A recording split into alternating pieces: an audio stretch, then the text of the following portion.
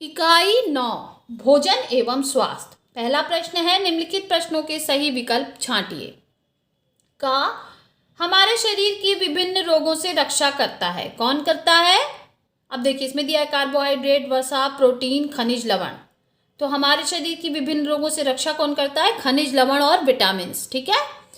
ख आलू है जड़, तना, फल, बीज। तो आलू क्या है? तना। आलू क्या है बच्चों? तना। ग हड्डियां व दांतों के निर्माण में सहायक है। कौन सहायक है? कैल्शियम व फास्फोरस। तो हम ऑप्शन 1 को टिक कर देंगे। घ दालें किस पोषक पदार्थ का प्रमुख स्रोत हैं? तो प्रोटीन का प्रमुख स्रोत हैं।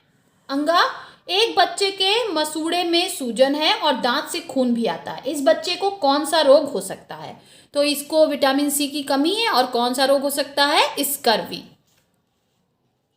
दूसरा प्रश्न है, नीचे दिए गए खाद्य पदार्थों को देखकर रिक्त स्थानों की पूर्ति कीजिए।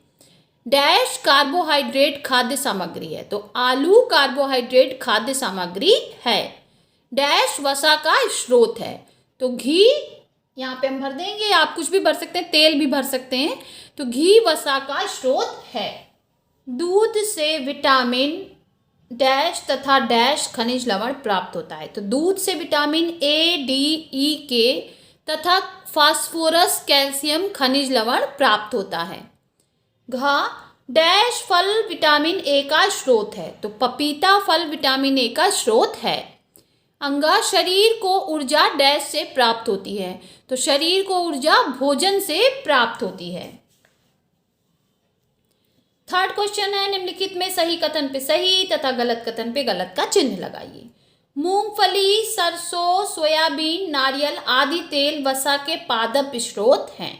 तो ये कथन बिल्कुल सही है। वसा की कमी से हृदय संबंधित रोग होते हैं। तो ये कथन गलत है बच्चों। वसा की अधिकता से हृदय संबंधी रोग होते हैं। विटामिन बी तथा सी वसा में घुलनशील है। ये कथन भी बिल्कुल गलत है बच्चों, क्योंकि बी और सी जो है वो जल में घुलनशील है। 1 ग्राम प्रोटीन में 9 कैलोरी तथा 1 ग्राम वसा में 4 कैलोरी ऊर्जा होती है। ये भी बिल्कुल गलत है, ये उल्टा लिखा हुआ है बच्चों। ठीक है। संतुलित भोजन में सभी पोषक तत्वों के साथ साथ रेशेदार पदार्थ भी होना चाहिए। ये कथन तो बिल्कुल सही है बच्चों, होना ही चाहिए रफेजेज हमारे भोजन में।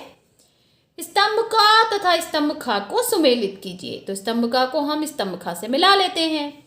विटामिन डी की कमी। विटामिन डी की कमी से क्या हो जाता है? रिकेट्स या सूखा रोग। घेंघा रोग किसकी कमी से होता है? आयोडीन की कमी से। तो हम घेंघा रोग को मिला लेंगे आयोडीन की कमी से। हमारे शरीर का 60 से 70% भाग क्या होता है? जल। तो हम इसे जल से मिला लेंगे। किशमिश, सूखे हुए अंगूर को हम किशमिश कहते हैं। शरीर की वृद्धि रुकना। तो शरीर की वृद्धि कब रुक जाती है? जब हम कुपोषित होते हैं। तो यहाँ पे हो जाएगा कुपोषण।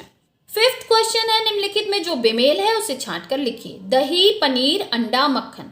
अब देखिए दही, पनीर, मक्खन सब दूध से बनता है, अंडा अलग है। चना, मटर, गेहूं, मूंग। अब इसमें गेहूं अलग है, बाकी तीनों दालें हैं। काजू, अखरोट, बादाम, लौकी। अब काजू, अखरोट, बादाम ये सब ड्राई फ्रूट्स हैं, जबकि लौकी वेजिटेबल है। फ्लोरीन, पोटेशियम, विटामिन ए और कैल्शियम। फ्लोरीन, पोटेशियम और कैल्शियम खनिज लवण है, जबकि विटामिन ए विटामिन है। नेक्स्ट, निम्नलिखित प्रश्नों के उत्तर एक शब्द में दीजिए। आयरन की कमी से कौन सा रोग होता है? एनीमिया। उस पोषक तत्व का नाम लिखिए जो शरीर की कोशिकाओं की मरम्मत करता है। प्रोटीन।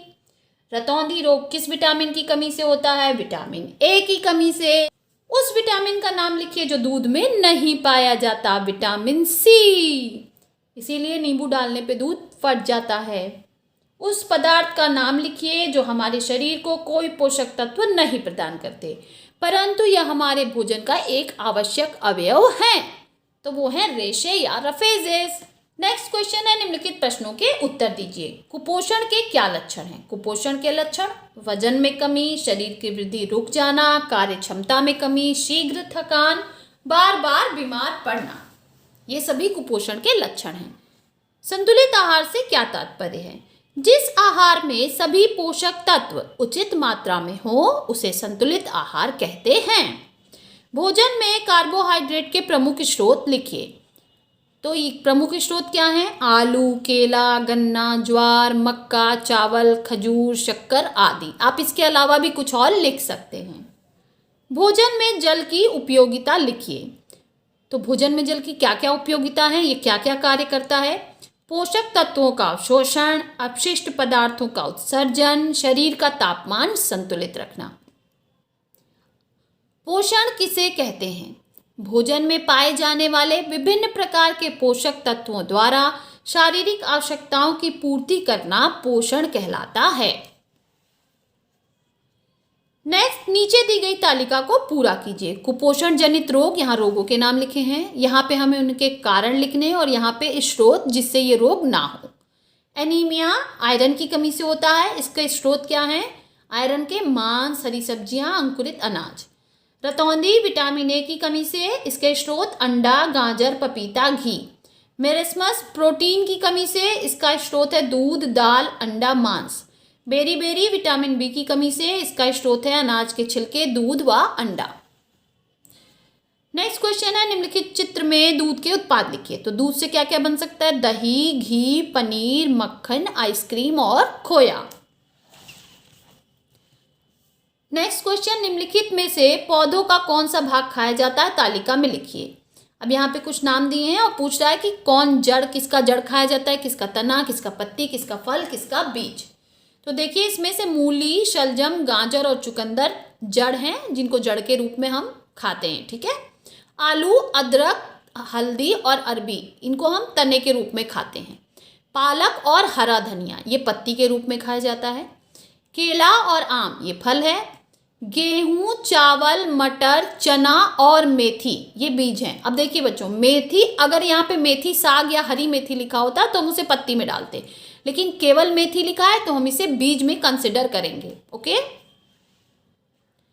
नेक्स्ट, अपने बर्थडे पर बनाने वाले मटर पनीर, कचौड़ी, केक, गुलाब जामुन, खीर में उपयोग की गई सामग्री तथा उपयोग की सामग्री को पौधे एवं जंतुओं में बांटिए। तो मटर पनीर में क्या क्या पड़ता है? पनीर, मटर, तेल और मसाले। तो ये कहाँ से मिलता है? जंतु से भी और पौधे से भी। अब पनीर जो है वो दूध से मिलेगा, तो दूध हमें गाय यानी जंतु से मिलेगी। बाकी मटर, तेल और मसाले हमें पौधों से मिलेंगे। कचौड़ी, बेसन, मैदा, आलू। तो इसमें हमने अगर ये वाली कचौड़ी बनाई है तो ये सारे पदार्थ हमें किससे मिल रहे हैं? पौधों से। केक, क्रीम, अंडा, घी, मैदा, इसमें भी हमें जंतु और पौधे दोनों से चीज़ें लेनी पड़ेंगी। गुलाब जामुन, खोया, मैदा, चीनी, इसमें भी हमें जंतु और पौधे दोनों से चीज़ें लेनी पड़ेंगी। नेक्स्ट, अपने दैनिक आहार की सूची बनाइए और उनसे प्राप्त होने वाले पोषक तत्वों के नाम लिखिए। तो हमारा दैनिक आहार में हम क्या क्या लेते हैं? दाल। दाल से हमें क्या मिलता है? प्रोटीन। फिर हम खाते हैं रोटी, चावल, आलू, इनसे हमें क्या मिलता है? कार्बोहाइड्रेट। फिर फल व सलाद, तो इनसे हमें मिल जाता है विटामिन तथा खनिज लवण। और हम क्या खा सकते हैं? दूध और घी, इससे हमें क्या मिलता है? प्रोटीन, वसा, विटामिन और खनिज लवण, क्योंकि दूध में लगभग सारी चीज़ें पाई जाती हैं। नेक्स्ट क्वेश्चन है, नीचे दिए गए चित्र में विटामिन के स्रोत एवं उनकी कमी से होने वाले रोगों को लिखकर चित्र को पूरा कीजिए। तो आप देखिए, यहाँ पे लिखा है विटामिन ए, ये कहाँ से मिलता है? इसका स्रोत क्या है? अंडा, घी, मछली का तेल। रोग कौन सा होता है इसकी कमी से? रतौंधी। इसके लक्षण क्या है रोग के? रात में ठीक से ना दिखना। विटामिन बी, अनाज के छिलके व मछली। रोग बेरी। लक्षण त्वचा का फटना। सी, किसमें पाया जाता है? खट्टे फल। रोग स्कर्वी। लक्षण क्या है? मसूड़ों में सूजन व खून। विटामिन डी, सूर्य का प्रकाश व मक्खन इसका स्रोत है। रोग हो जाता है सूखा रोग या रिकेट्स।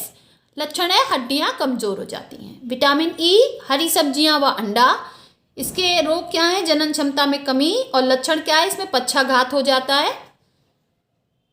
विटामिन के, सोयाबीन और अंडा, इससे क्या प्रभावित होता है? कौन सा रोग? रुधिर स्राव जो है ये जल्दी नहीं रुकता है।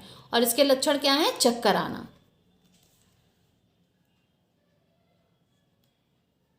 नेक्स्ट, आवश्यक विटामिन का नाम लिखिए। जो दांतों एवं मसूड़ों को सुरक्षित रखता है वो है विटामिन सी। जो रोगों से लड़ता है वो है विटामिन ए और सी और ई भी होता है बच्चों, आप यहाँ पे लिख सकते हैं। ठीक है। जो रक्त के जमने में सहायक है विटामिन के।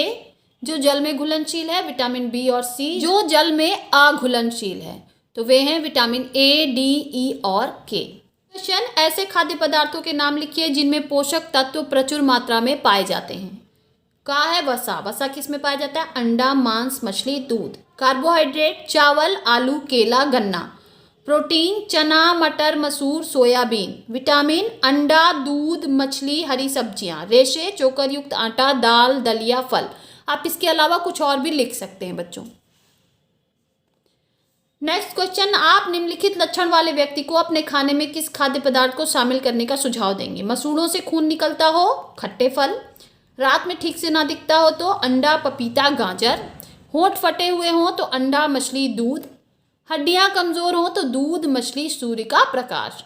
व्यक्ति दुबला पतला हो तो घी, मक्खन और अंडा। नीचे दिए गए खनिज लवणों के स्रोत, कमी से उत्पन्न रोग तथा रोग के लक्षण लिखिए।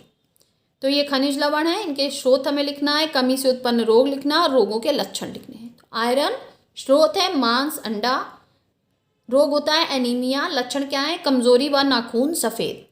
कैल्शियम दूध, पनीर। हड्डियां कमजोर हो जाती हैं, दांत टूटना इस रोग के लक्षण हैं। फास्फोरस दूध व मांस, इसमें भी हड्डियां कमजोर होती हैं, कमजोरी व दर्द। आयोडीन समुद्री भोजन व आयोडीन युक्त नमक, इसकी कमी से घेंगा रोग हो जाता है। लक्षण क्या है? गले में सूजन। बच्चों, अगर आपको मेरे वीडियोस अच्छे लगते हैं तो मेरे चैनल को लाइक करें, शेयर करें और सब्सक्राइब करें।